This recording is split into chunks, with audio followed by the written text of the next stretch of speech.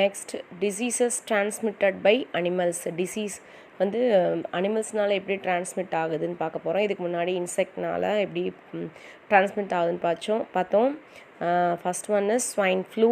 Swine flu first originated from pigs. பன்றிகள்லேருந்து தான் swine flu first originate உருவாகியிருக்கு. It is caused by virus that affects pigs and has started infecting humans. But இது வைரஸ்னால் ஆகுது. அந்த virus வந்து பிக்கை affect பண்ணுது. அந்த பிக்ஸ்டேருந்து நமக்கு இப்போ ஹியூமனுக்கு இன்ஃபெக்ட் ஆகுதுப்பா. இந்த வைரஸ் ஸ்ப்ரெட்ஸ் த்ரூ ஏர் அன்லைன். வைரஸ் எப்படி ஸ்ப்ரெட் ஆகுதுன்னா ஏர் மூலமாக. It affects the respiratory system. சுவாச மண்டலத்தை இது பாதிப்படைய செய்யும். Influenza virus H1N1 has been identified as the cause of this disease. அன்லைன் வைரஸ்லேயே பார்த்தீங்கன்னா என்ன வைரஸ் இதை உருவாக்குது அப்படின்னா influenza virus H1N1. It is transmitted from person to person by inhalation or ingestion of droplets containing virus from people sneezing or coughing. நம்ம infected person இருமுனோம் தும்புறோம் அப்படின்னா அங்கேருந்து ட்ராப்லெட்ஸ் நீர்த்தி விலைகள் நல்லா இருக்கிற பர்சனுக்கு அது ஸ்ப்ரெட் ஆகி அவங்க இன்ஃபெக்டட் பர்சனாக மாறிடுறாங்க. சிம்டம்ஸ் பார்த்தோன்னா fever, cough, nasal secretion, fatigue, headache, sore throat, rashes in the body ache or pain, chills, nausea, vomiting and diarrhea and shortness of breath are the symptoms associated with the disease. சரியாப்பா? காய்ச்சல், இருமல்,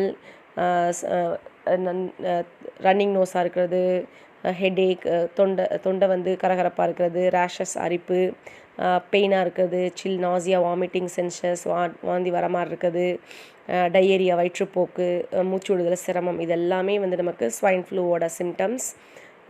இப்போ prevention and control பார்த்தோன்னா administration of nasal spray vaccine, avoiding close contact with the person suffering from flu.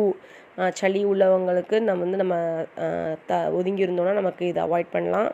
Intake of water and fruit juices will help prevent dehydration. இதனால் பாடியில் நிறைய வெளியேறது தான் dehydration. So நிறைய ஜூஸ், வாட்டர் இன்டேக் எடுத்து நம்ம டீஹைட்ரேஷனை தடுக்கணும். plenty of rest will help to body to fight infection. பொதுவாக நமக்கு இந்த மாதிரி டிசீஸ் வந்தாவே நமக்கு ரெஸ்ட் எடுக்கணுங்கிறது என்ன, பாடிக்கு ரெஸ்ட் எடுத்தால் தான் அந்த இன்ஃபெக்ஷனை எதிர்த்து நம்ம பாடியை நம்ம ஃபைட் பண்ணணும். ஸோ அதுக்கு எனர்ஜி தேவை. ஸோ நம்ம வந்து எந்த வேலையும் செய்யாமல் இருந்தோம்னா ரெஸ்ட் எடுத்தாவே ஆட்டோமேட்டிக்காக பாடி வந்து அதை சரி பண்ணிக்கும். Always wash hands and practice good hygiene. நல்லா நம்ம கையை வாஷ் பண்ணாவே நமக்கு இந்த பிரச்சனையிலேருந்து நம்ம தப்பிக்கலாம். இந்த ஹைஜீன் பிரச்சனை இல்லாமல் இருந்தாவே, சானிடேஷன் கரெக்டாக இருந்தாவே நிறைய டிசீஸ்லேருந்து நம்ம தப்பிக்கலாம். Next one is avian influenza. Avian influenza is a contagious bird disease caused by virus. ஏவியன்னா பேர்ட்லேருந்து நமக்கு வரக்கூடியது தான் ஏவியன் இன்ஃப்ளூயன்ஸா. அதாவது இங்கேயும் நோய்க்காரணி வைரஸ் தான். பட் யாருனால ஸ்ப்ரெட் ஆகுதுன்னா பேர்ட். இப்போ இன்ஃப்ளூயன்ஸாக்கு ஸ்வைன் ஃப்ளூக்கு என்ன பார்த்தோம், பிக்குன்னு பார்த்தோம். சரியா? இங்கே வந்து ஏவியன் இன்ஃப்ளூயன்ஸாக்கு பேர்டு வந்து இங்கே கேரியராக இருக்குது. Birds that can carry and spread avian influenza virus include poultry, turkeys and ducks, wild birds and pet birds. பொதுவாக பேர்ட்ஸ்னால இது வந்து நமக்கு டிரான்ஸ்மிட் ஆகுது. It is caused by influenza virus H5N1. Swine flu பார்த்தீங்கன்னா H1N1, இங்கே H5N1 ஏவியன் இன்ஃப்ளூயன்ஸாக்கு. The incubation period of the virus is 2 to 7 days. People who have close contact with infected birds or surface that have been contaminated by the bird's secretion from mouth, eyes, mucus, nasal secretion or droppings, bird faces, கழிவு, பேர்டோட கழிவு, transmit this diseases.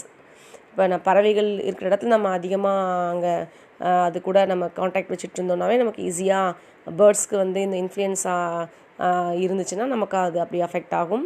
Fever, cough, sore throat, running nose, muscle and body ache, fatigue, headache, redness of eyes, conjunctivitis and the difficulty of breathing are the symptoms of this disease. பேசிக்காக காமனாக எல்லா டிசீஸ்க்குமே symptoms ஏறக்குறைய ஒரே மாதிரி தான் இருக்கும். ஒரு சில டிஃப்ரென்சஸ் மட்டும்தான் இருக்கும். அதை நம்ம நல்லா பார்த்துக்கணும். ப்ரிவென்ஷன் அண்ட் கண்ட்ரோல் பார்த்தோன்னா avoiding open air markets where infected birds are sold, avoiding contact with infected birds or consumption of infected poultry, proper cleaning and cooking of poultry. அந்த பறவை இனங்களை வந்து நம்ம கரெக்டாக குக் பண்ணி சாப்பிடணும். மெயினாக அதுதான். நெக்ஸ்ட் பார்த்தோன்னா sexually transmitted diseases. Some pathogens are transmitted by sexual contact from one partner to another and not by casual physical contact. இது வந்து ஃபிசிக்கல் காண்டாக்ட்னால் வர்றதில்ல, பட் செக்ஷுவலி செக்ஷுவலி காண்டாக்ட் இருந்தால் மட்டும்தான் இது டிரான்ஸ்மிட் ஆகும். A few sexually transmitted disease are AIDS, gonorrhoea, genital warts, genital herpes and syphilis. இதெல்லாம் வந்து நமக்கு வரக்கூடிய diseases. AIDS, gonorrhoea, genital warts, genital herpes and syphilis. AIDS acquired immunodeficiency syndrome is caused by retrovirus, RNA virus known as human immunodeficiency virus. எய்ட்ஸோட full form one வேர்டில் கேட்பாங்க. acquired immunodeficiency syndrome, அன்லைன் acquired immunodeficiency syndrome அப்படின்னா பெறப்பட்ட எதிர்ப்பு சக்தி குறைதல். நமக்கு இயற்கையாகவே நம்ம உடம்புல எதிர்ப்பு சக்தி இருக்கும். இப்போ எய்ட்ஸ் வருதுன்னா நம்மளோட எதிர்ப்பு சக்தி அப்படியே குறைச்சிரும். இப்போ ஆட்டோமேட்டிக்காக நம்ம உடம்பு எல்லா டிசீஸோட இருப்பிடமாக மாறிடும். சரியா? இது எந்த வைரஸ்னால் வருதுன்னா ரெட்ரோ வைரஸ், அன்லைன் ரெட்ரோ வைரஸ். அதே மாதிரி இதோட வைரஸ் நான் என்னென்னு சொல்கிறோன்னா ஹியூமன் இம்யூனோ டெஃபிஷியன்சி வைரஸ்னு சொல்கிறோம். ஹெச்ஐவி ஃபார்ம் பார்த்தீங்கன்னா human immuno deficiency virus. The virus attacks the white blood cells or lymphocytes and weakens the body immunity and self-defense mechanism. இது என்ன பண்ணுன்னா நம்மளோட இம்யூனிட்டி சிஸ்டத்தை அப்படியே வந்து கொலாப்ஸ் பண்ணிடும். நம்மளோட டிஃபென்ஸ் மெக்கானிசம், எதிர்ப்பு சக்தி, ஜெர்ம்ஸ்ட்டு நம்ம எதிர்ப்பு சக்தி அப்படியே குறைக்கிறனால நம்ம பாடி வந்து எந்த நோயும் எதிர்த்து போராடாது. சரி, அப்போ போராடலைன்னா என்ன ஆகும்? நம்ம உடம்பு முழுசும் எல்லா வியாதிகளும் நம்ம உடம்புக்குள்ளே வந்துடும். இப்போ நம்ம எதிர்ப்பு சக்தியை குறைக்கிற நோய்க்கு பேர் தான் AIDS. It is transmitted through sexual contact from infected person to the healthy person. Blood contact, transfusion of unscreened blood. இப்போ ஒரு இன்ஃபெக்டட் பர்சன்ட்டு நம்ம பிளட்டை டொனேட் வாங்குகிறோன்னா நம்மளும் இன்ஃபெக்டட் பர்சனாக மாறிடுவோம். By surgical equipments, infected needles and syringes, maternal foetal transmission from infected mother to the foetus. இப்போ தாய்க்கு இருக்குன்னா அவங்க வயிற்றில் குழந்தைக்கும் இன்ஃபெக்ஷன் வரதுக்கு வாய்ப்புகள் அதிகம். Weight loss, prolonged fever, sweating at night, chronic diarrhea are some of the important symptoms. Online ரொம்ப முக்கியம். இந்த சிம்டம்ஸ் பார்த்திங்கன்னா வெயிட் லாஸ் இருக்கும், ப்ரொலாங்டு ஃபீவர், அடிக்கடி ஃபீவர் இருந்துக்கிட்டே இருக்கும், ஸ்வெட்டிங் அட் நைட், இரவு நேரங்களில் வேர்க்கும், டயேரியா, க்ரோனிக் டயேரியா வந்து அவங்களுக்கு இருந்துக்கிட்டே இருக்கும். இதெல்லாமே எய்ட்ஸோட சிம்டம்ஸ். ப்ரிவென்ஷன் அண்ட் கண்ட்ரோல், எப்படி நம்ம தடுக்கலாம், வருமுன் எப்படி காக்கிறது, வந்ததுக்கப்புறம் எப்படி கண்ட்ரோல் பண்ணலாம். Disposal சிரஞ்சஸ் and needles should be used. One time use பண்ணுற சிரஞ்ச் வந்து நம்ம யூஸ் பண்ணணும். அதான் டிஸ்போசல் சிரஞ்சுங்கிறது. ஒருத்தவங்க போட்ட அந்த நீடில் இன்னொருத்தவங்க யூஸ் பண்ணக்கூடாது. சப்போஸ் ஆல்ரெடி அந்த யூஸ் பண்ண நீடில் வந்து இன்ஃபெக்டட் பர்சனாக இருந்தாங்கன்னா நம்ம அடுத்து நல்ல பர்சனுக்கு அதை இன்ஜெக்ட் பண்ணும்போது நம்மளும் இன்ஃபெக்டட் பர்சனாக மாறிடுவோம். Protected and safe sexual contact, screening of blood before blood transfusion. நம்ம blood வந்து செக் பண்ணி நம்ம ஏற்றிக்கணும். Avoid sharing shaving blades and razors.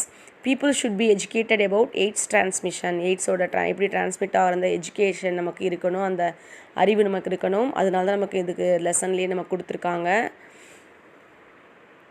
HIV was first recognized in Hatta, USA in 1981. In India, the first confirmed evidence of AIDS infection was reported in April 1986 from Tamil Nadu.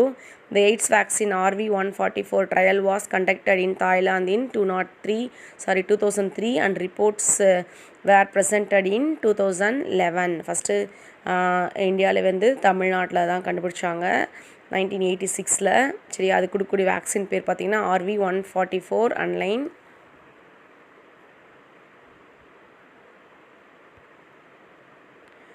Next hepatitis B or serum hepatitis.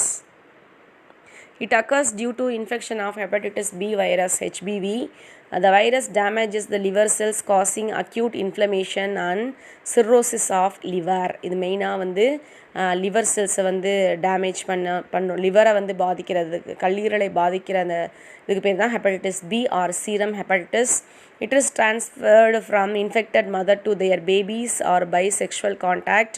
It is also transmitted by contact with infected persons' secretions such as saliva, sweat, tears, breast milk and blood.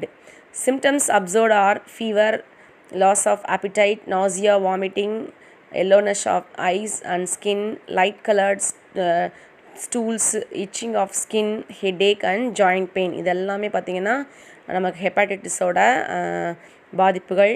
Prevention of and control பார்த்தீங்கன்னா screening of blood donors before blood donation or prevent the transmission, injection of drugs to be prevented, having safe and protected sex, sharing of razor should be avoided, அடுத்தவங்க use பண்ண ரேசரை use பண்ணக்கூடாது. The hepatitis B vaccine offers excellent protection against HBV. The vaccine is safe and highly effective. Some of the other sexually transmitted diseases caused by bacteria and virus are discussed table 22.7. இப்போ இந்த tablet காலமில் நமக்கு என்னென்ன sex diseases sexually transmit disease கொடுத்துருக்காங்க. பாக்டீரியாவில் பார்த்து gonorrhoea, causative organism, Neisseria, gonorrhoea, sexual contact, urethra is affected, symptoms discharge from genital openings, pain during urination. Next, syphilis, Treponema pallidum, sexual contact, minute abrasion of the skin of mucosa of genital area, ulceration of genitals, skin eruption. Then virus, genital herpes, herpes simplex virus, sexual contact, entry through mucous membrane of genital region. Affected organ பார்த்தீங்கன்னா genital organs of male female individuals, painful blisters in mouth, lips, face and genital region. Then genital warts, human papilloma virus, sexual contact, skin to skin, genital areas of male and female individuals, vaginal discharge, itching, bleeding and burning. இதெல்லாம் symptoms, இதெல்லாம் sexually transmitted diseases கொடுத்துருக்காங்க. Next